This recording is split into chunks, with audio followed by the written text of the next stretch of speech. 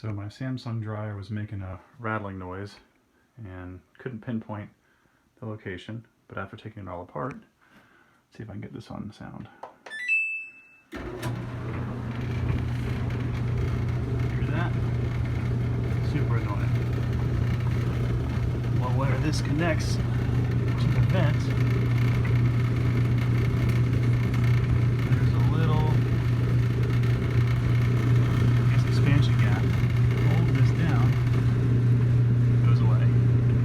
So it's rattling the two metal pieces connecting to each other